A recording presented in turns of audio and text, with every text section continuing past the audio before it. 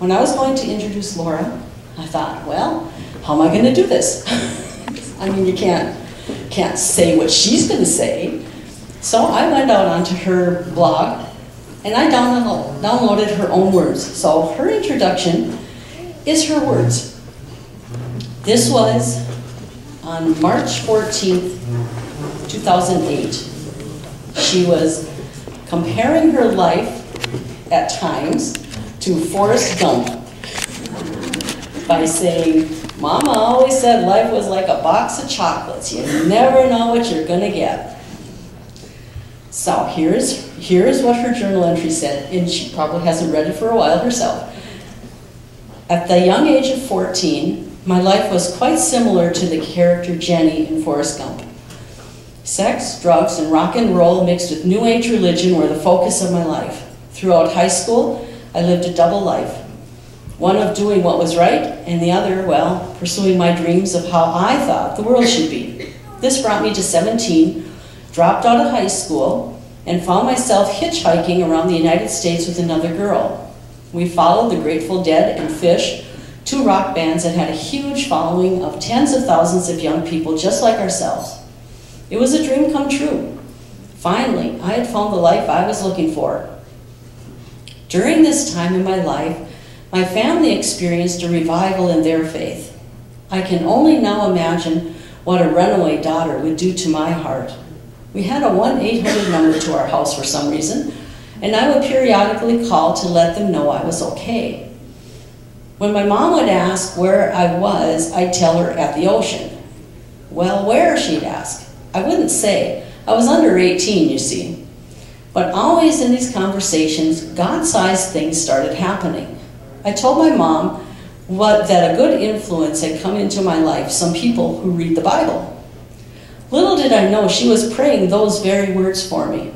But little did she know that the people that I spoke of were burrito-selling, pot-smoking Rastafarians with dreadlocks. So sure, they read the Bible, but really only to support their idea that it was okay to smoke pot and other silly things. But the amazing God part of the story is that I, for the only reason that they were the first people that I had ever met my age that read the Bible, allowed me to take it at its word.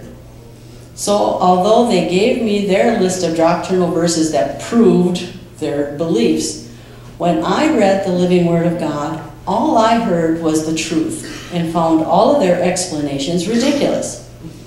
I started wondering where all the other people in the world were who had read this book and believed what it said, because up till then, I didn't think I'd ever met any of them, although I had attended church my whole life. These people I encountered in the Bible and the thoughts that they brought me to have were very different. They were radical. They were calling me to a different life. I finally made my way back to La Crosse, Wisconsin, my hometown, where I met a Christian woman who answered every question I ever had. I attended church for the first time with new eyes and heard people share things about their lives that I would never tell anyone, all with the purpose of pointing us to the relationship they had found in God. I was astonished, and that was only the beginning of this journey. So in February 1996, I made the realization that the life I had found on the road doing everything that I had worked up for so long to believe and make my reality was only rubbish in comparison to these truths that I had found in a living relationship with God. I confess that in every way in my life, I had done exactly opposite from what God had desired and planned for my life. I asked Him to forgive me and give me a new life and a new heart, and He did. There was a major celebration at that moment in the room of young people I was with.